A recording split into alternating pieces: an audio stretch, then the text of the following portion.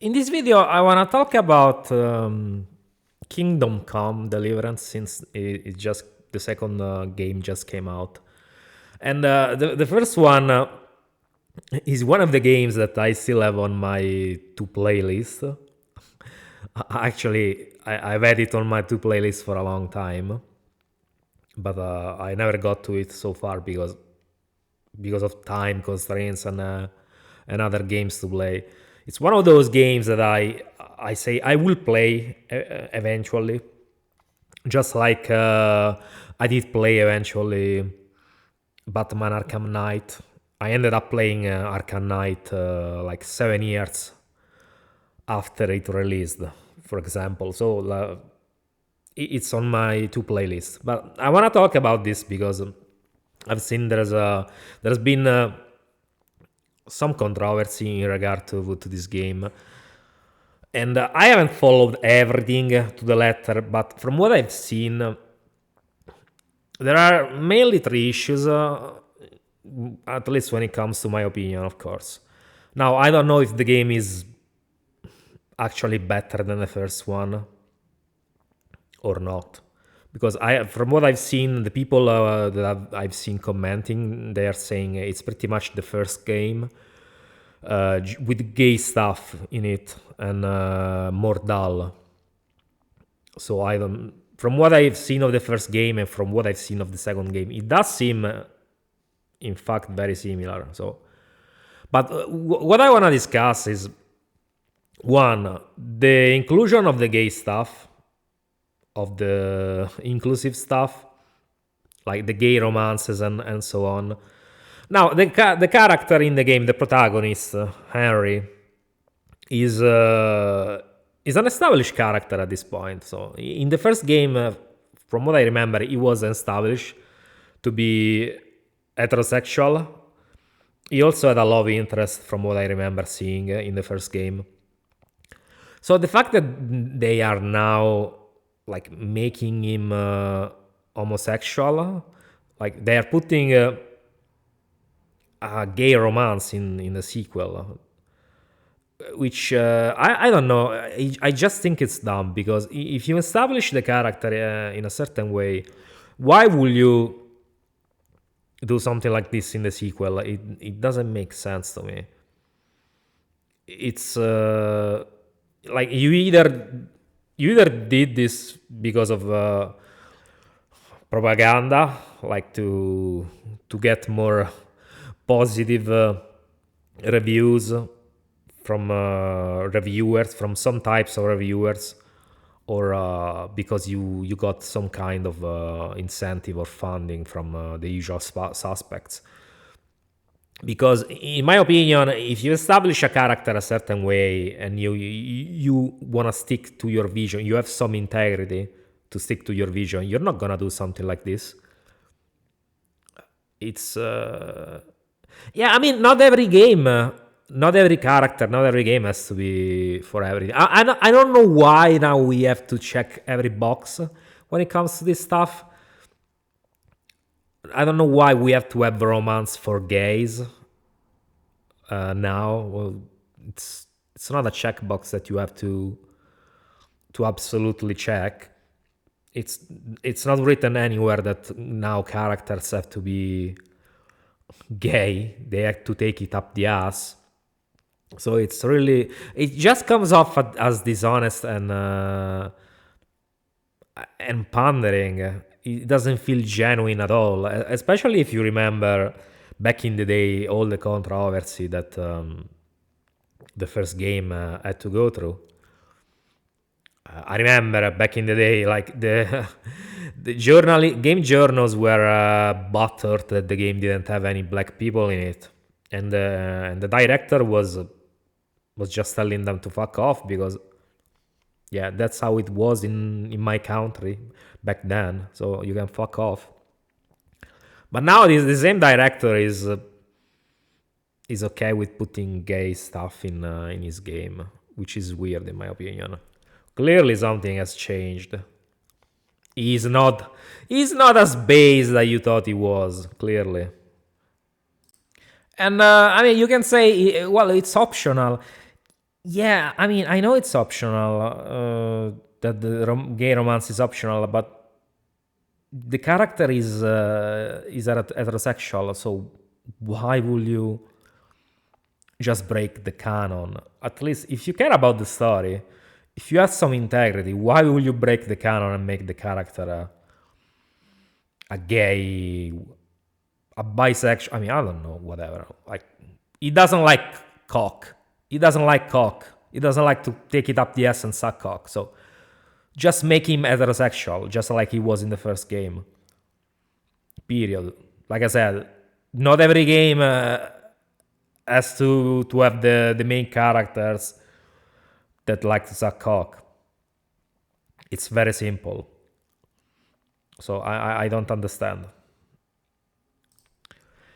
Second issue that I want to discuss is when it comes to these games, to these RPGs, that they are sequels that build off of the previous game in terms of story, especially.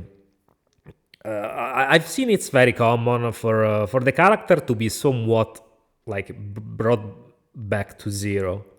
So they make you lose the skills, the abilities, and everything you got in the first game. So you have to relearn everything, or something similar. Now, I understand why they do it sometimes, because, of course, for new players, because they have to relearn. They have to learn from zero, if they are new players and they haven't played the previous game. But I just think that should be optional. You have to make the tutorial, for example, optional, so that people who have played the previous game don't have to waste time going through the tutorial, for example. You can leave some abilities from the first game, but you don't have to just reset everything, because I don't know, it's just a waste of time, and it also makes it feel like what you did before, it didn't matter, or it didn't matter as much, because the sense of progression is also very important. It's something that makes you feel immersed in the world.